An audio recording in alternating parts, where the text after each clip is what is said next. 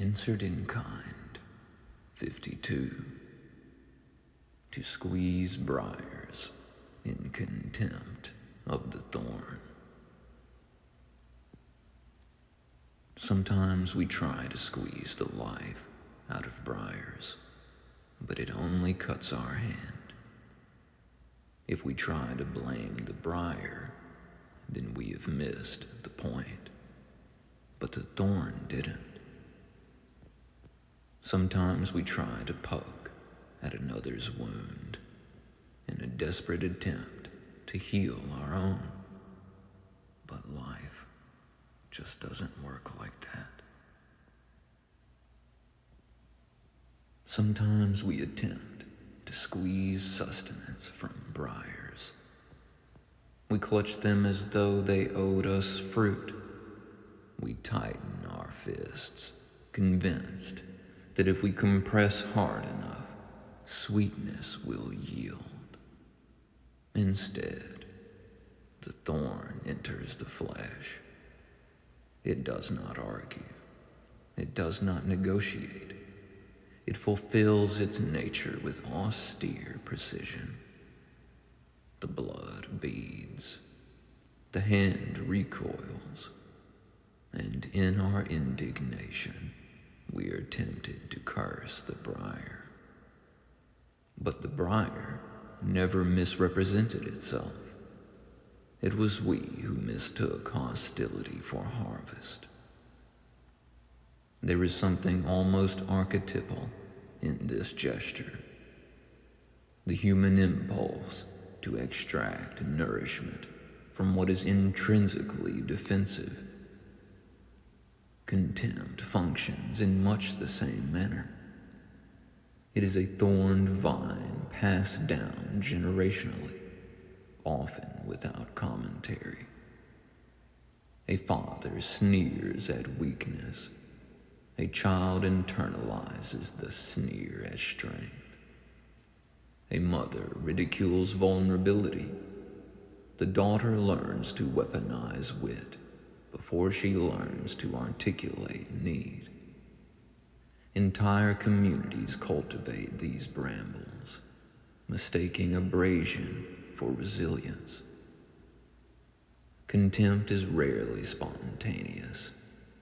It is inherited. It is impressed upon the psyche in moments of humiliation, in classrooms where belonging was conditional, in homes where tenderness was rationed. It is learned as prophylaxis against shame. If I belittle you first, perhaps I will not be belittled. If I carve you into a caricature, perhaps I will not be carved. Thus, contempt masquerades as protection. But protection of what? Of an ego that is itself terrified of exposure. Of a self-concept so brittle that nuance feels annihilating. Contempt simplifies. It reduces. It flattens the multi-dimensional into the manageable. It converts the living into the dismissible. And for a fleeting instant, the one who wields it feels taller. Yet, contempt is metabolically expensive. It corrodes the vessel that contains it.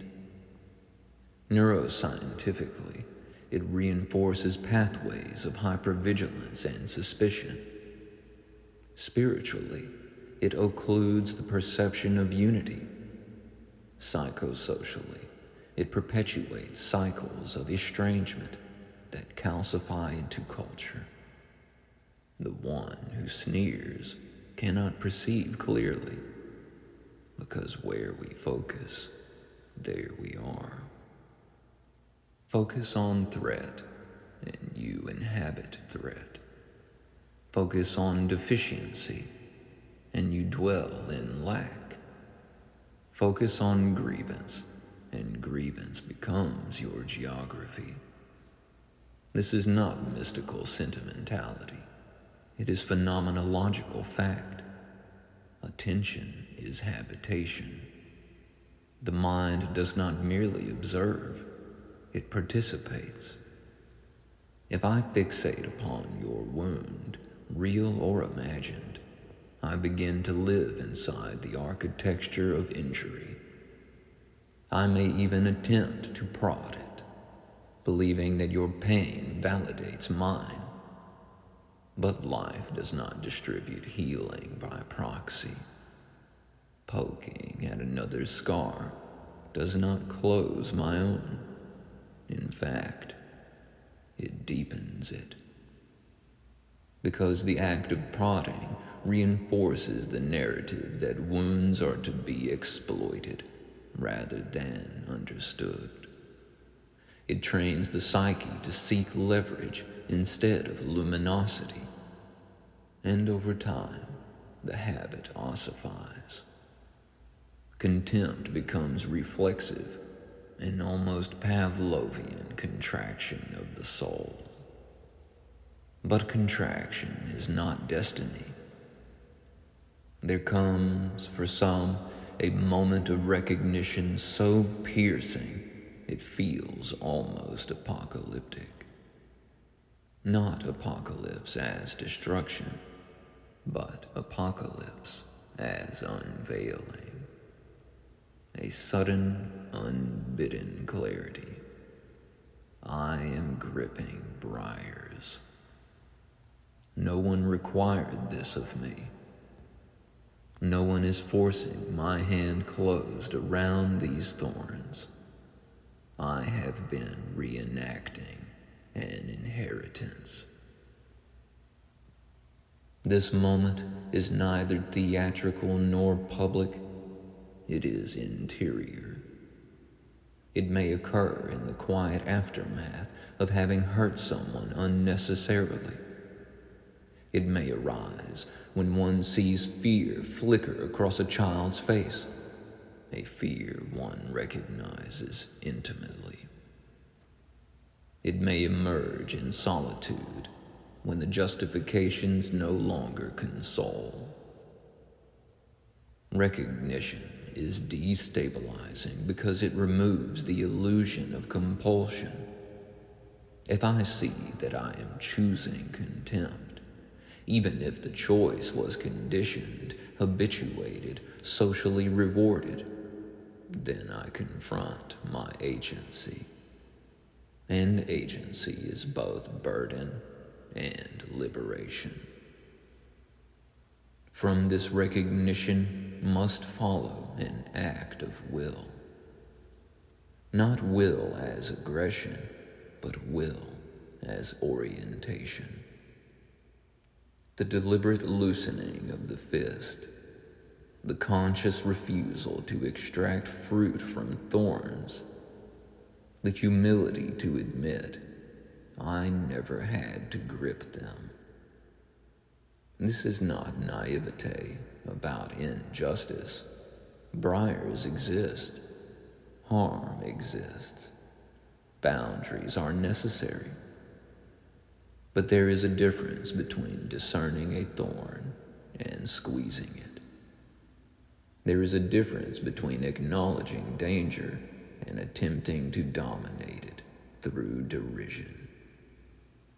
Contempt is often confused with moral clarity, yet moral clarity does not require sneering. It does not demand dehumanization. It does not thrive on humiliation. When we grit our teeth and tense our muscles, when our voice hardens and our hands clench, something in us has already narrowed. We have forfeited the broader field of possibility. To lay hands on another in anger is to confess that we have exhausted imagination. Force is the vocabulary of impatience. It is the punctuation mark of fear. It signals that we preferred coercion to conversation, dominance to dialogue. And every time we default to it, we reinforce a pedagogy of violence, whether physical or verbal. Teaching is slower. It is more vulnerable. It requires us to examine not only what the other does not know, but what we ourselves failed to learn. It demands patience with imperfection. It asks that we remember our own scars without weaponizing them. If we truly desire a world transfigured, we must become artisans of instruction rather than architects of humiliation. This does not mean sanctimony. It does not mean passive acquiescence. It means modeling what we wish had been modeled for us, lest the pattern repeat. Imagine a culture in which children are taught not merely what to think, but how to interrogate their own impulses, where contempt is named as a defense mechanism rather than celebrated as wit, where vulnerability is framed not as weakness, but as relational courage, where elders admit their own missteps without self-flagellation, demonstrating that growth is not betrayal of identity, but fulfillment of it. Such a culture would not eliminate conflict, but it would transmute its quality. Conflict approached with curiosity becomes inquiry. Conflict approached with contempt becomes combat. And combat, even when rhetorically restrained, leaves psychic casualties. We must also consider the metaphysical dimension. If consciousness is participatory, if each thought subtly conditions perception, then contempt narrows the aperture through which reality is apprehended. It renders the world adversarial. Kindness, by contrast, expands the aperture. It does not deny harm. It contextualizes it. It allows for complexity. It permits the possibility that someone is more than their worst moment.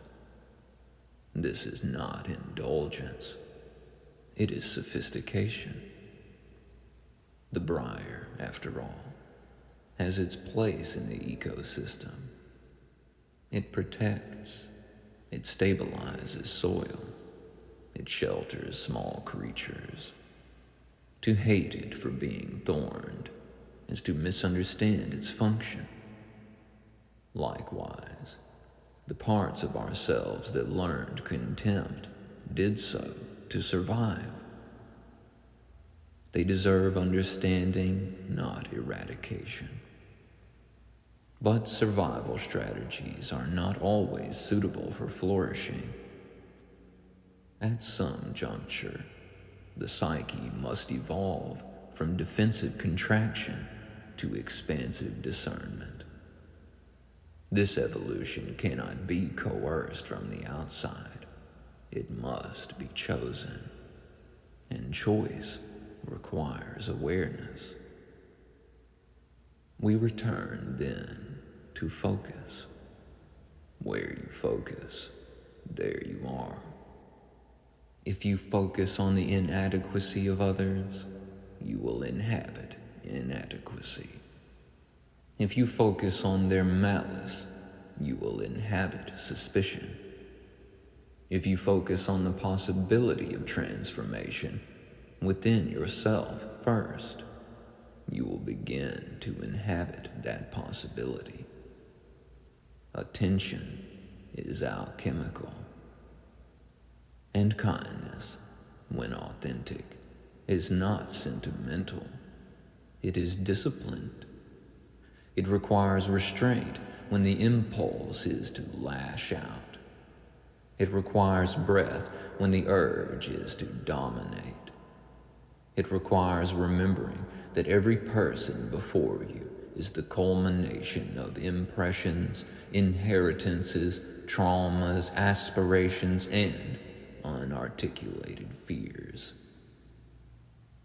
To pause in the midst of irritation and choose reclamation rather than retaliation, that is strength of a rarer order. Reclamation through kindness does not mean permitting harm. It means refusing to amplify it.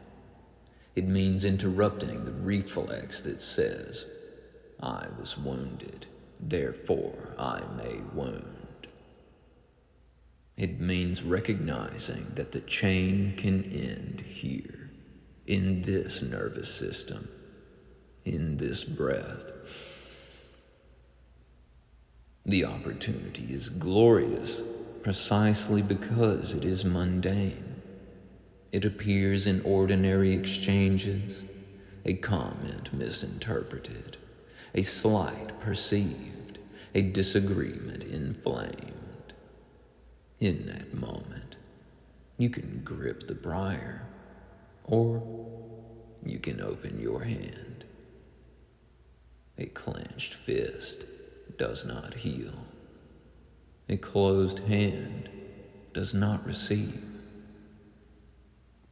Opening the hand feels precarious. There is no weapon in it. There is only possibility. And perhaps that is the quiet miracle. The realization that we never needed the thorn to feel powerful. That the world does not improve through derision, but through demonstration.